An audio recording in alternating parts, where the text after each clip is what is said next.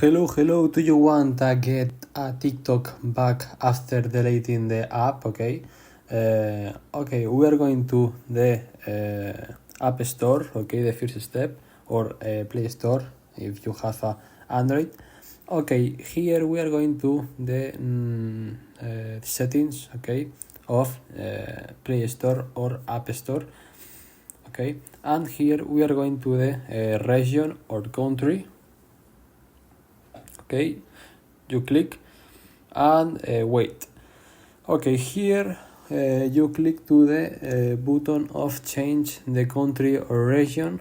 You click and here, okay, you select the your region or country. If not have TikTok in your country, okay, you select the other country, okay. For example, Spain, Germany, okay, for example, and you have the TikTok back. Bye bye.